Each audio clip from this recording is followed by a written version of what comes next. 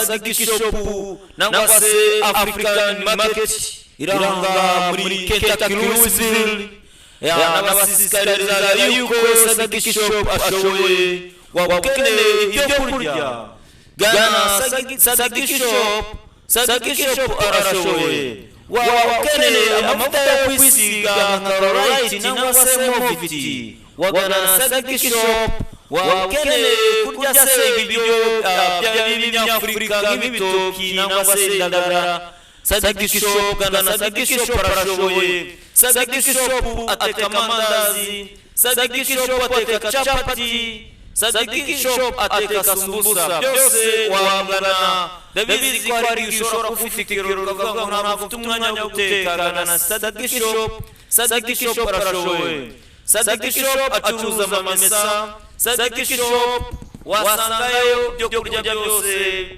by'Afrika inkoko z'Afrika nangwa se fresh meat inyama z'ihene nangwa se inyama z'inka zose wasangayo inyama zibagiweho Sadiki Shop afasha kwapurika amataxi y'umwaka akongera agafasha abantu kwishyura amabili yawe waba ukeneye kohereza amafaranga yawe muri Afrika gana Sadiki Shop aragufasha waba ukeneye kumenya byinshi cyane nomero za telefone wamushakiraho ni 502 631 337 uwo ni Sadiki Shop muri Kentucky Louisville muganeho byose aragufasha Sadiki Shop afite imodoka imura abantu Sadiki Shop afasha abantu mu by'ubukwe Sadiki Shop abagejeje ibiryo by'Afrika Sadiki Shop arashoboye bavandimwe mu mugane Sadiki Shop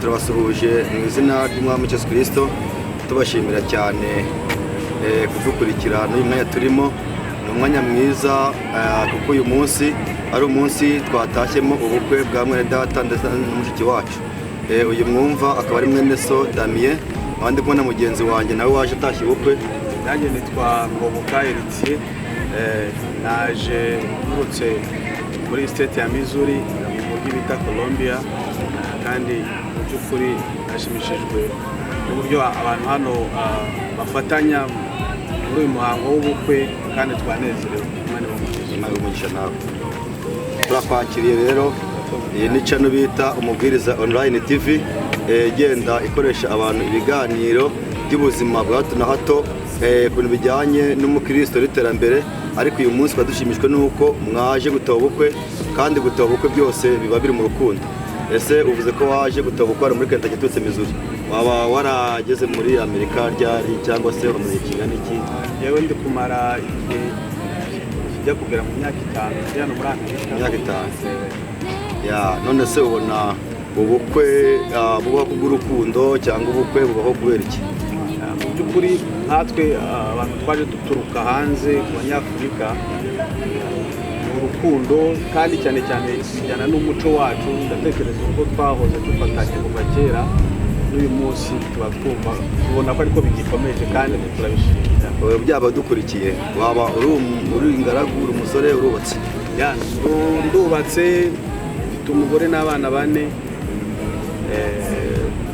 ndumva ubunararibonye mu bubatse kamanze ngushimire Imana iguhe umugisha none se umudamu wawe muracyari kumwe muri hamwe none nirihe banga mwakoresha kugira ngo mube muri kumwe ko numva arabona murakubana icyumweru kimwe ukwezi kumwe ukumva ngo watandukanye nirihe banga wasangiza bari hano kugira ngo nabubatse uyu munsi bakoresha ubukwe uyu munsi nabo bazarigenderaho ribafasha mu by'ukuri kubaka ntabwo ari ibintu byoroshye ariko nkuko n'ubundi nubishe mu rusengero babisobanura iyo uri kumwe na mugenzi wawe ugagerageza kumvikana no kwihanganirana kuko mu by'ukuri ntabwo twese dutunganye igihe wakosheje umugore akamenya uburyo ari bukwihanganire n'igihe ibibazo byavutse nanone tukamenya uburyo ibibazo tubikemura ariko mu bwumvikane no kwihangana.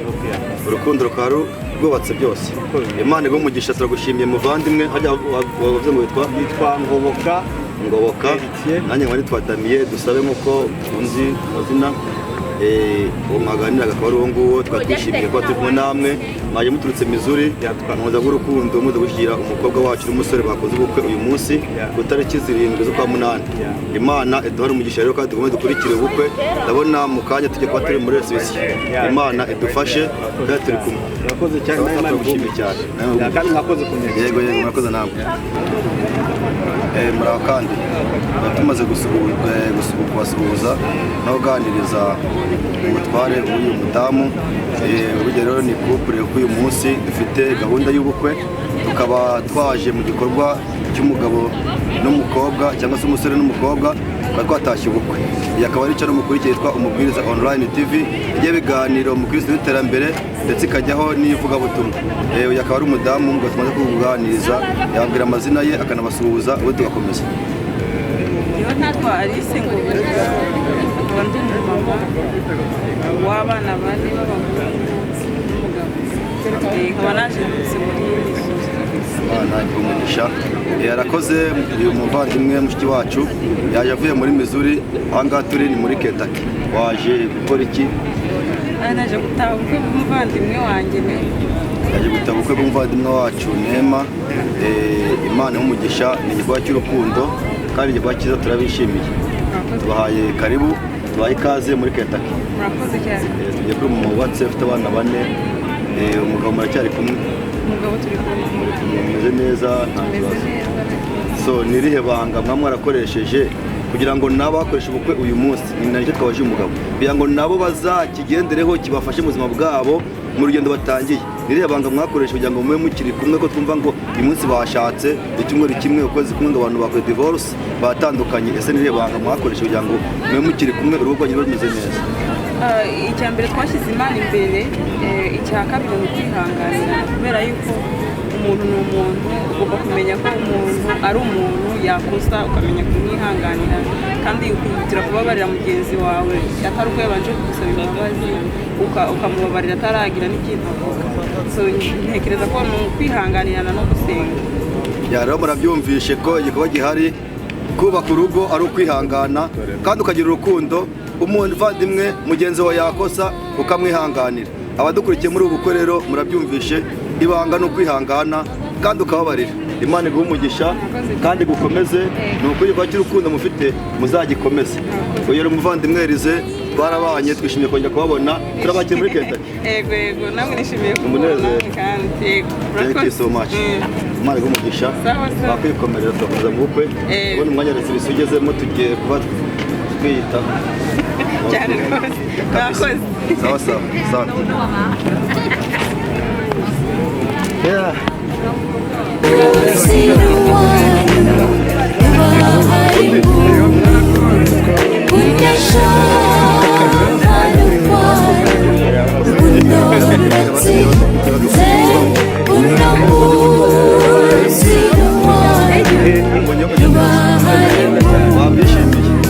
Umunsi Imana duhaye izuba, rero turi bushya twatangiye Andezi imihanda bamwe bahagarika akazi kabo kugira ngo babanze bibera amaso abandi bagenzi mu nzira barabanza kukujeho ibyo byose kwerekana ko umenja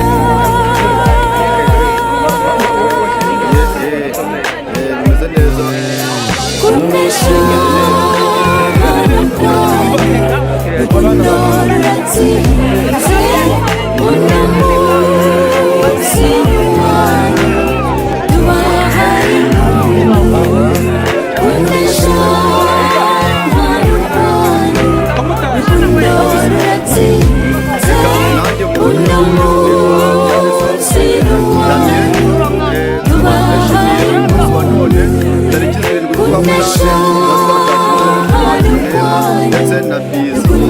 akaba ari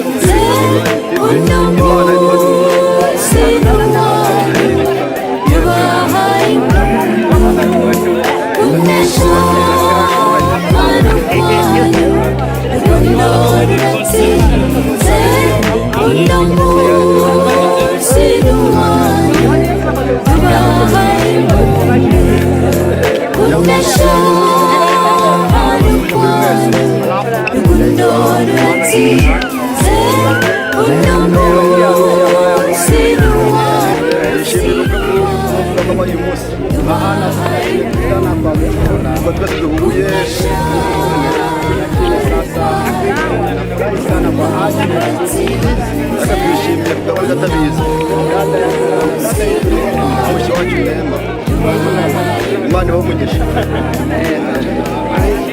none turi kumwe akabari bofre mwene data utamuriza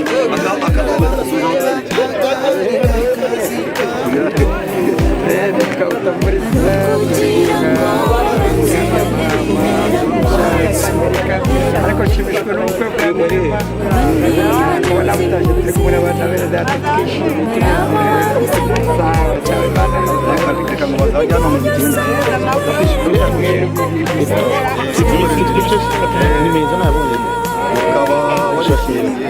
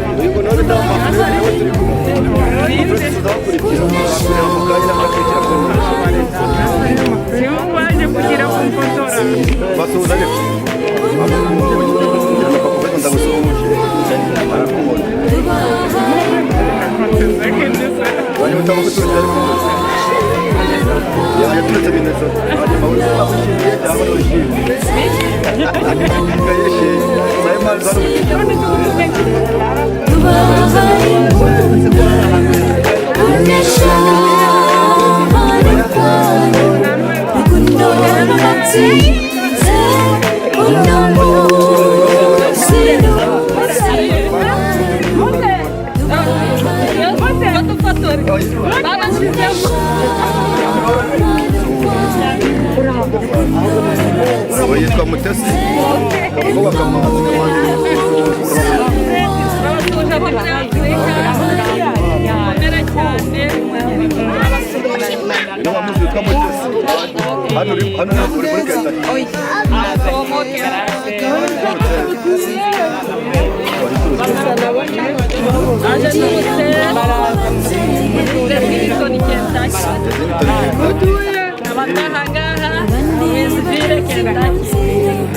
abari hakurya no hino ndabasuhuje nishimiye ubukwe bwa Nema bwashyashye kanya turahasiga hashira kunesha hano kwanyu rukundo ruratsinze uno munsi n'uwanyu tubahaye impundu kunesha hano kwanyu rukundo ruratsinze uno munsi n'uwanyu tubahaye impundu kunesha hano kwanyu rukundo ruratsinze uno munsi n'uwanyu tubahaye impundu kunesha hano kwanyu rukundo ruratsinze uno munsi n'uwanyu tubahaye impundu.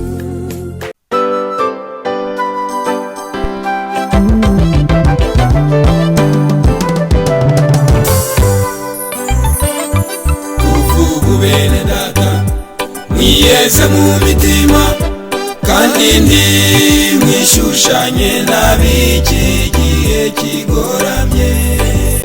Sadiki Shop nangwa se African Market iranga muri Kentucky Louisville n'abasisikariza yuko Sadiki Shop ashoboye wakeneye ibyo kurya gana Sadiki Shop arashoboye wakeneye amavuta yo kwisiga nka Rolite nangwa se Moviti wagana Sadiki Shop wakeneye kurya se ibiryo by'Afrika nk'ibitoki nangwa se indagara Sadiki Shop gana Sadiki Shop arashoboye Sadiki Shop ateka amandazi Sadiki Shop ateka chapati Sadiki Shop ateka sambusa byose wagana ndabizi ko ari ushobora kufitikira ukavuga ngo ntabwo umwanya wo guteka gana Sadiki Shop Sadiki Shop arashoboye Sadiki Shop acuruza amamesa Sadiki Shop wasangayo byo kurya byose by'Afrika inkoko z'Afrika nangwa se fresh meat inyama z'ihene nangwa se inyama z'inka zose wasangayo inyama zibagiweho Sadiki Shop afasha kwapurika amataxi y'umwaka akongera agafasha abantu kwishyura amabili yawe waba ukeneye kohereza amafaranga yawe muri Afrika gana Sadiki Shop aragufasha waba ukeneye kumenya byinshi cyane nomero za telefone wamushakiraho ni 502 631 337 uwo ni Sadiki Shop muri Kentucky Louisville muganeho byose aragufasha Sadiki Shop afite imodoka imura abantu Sadiki Shop afasha abantu mu by'ubukwe Sadiki Shop abagejeje ibiryo by'Afrika Sadiki Shop arashoboye bavandimwe mu mugane Sadiki Shop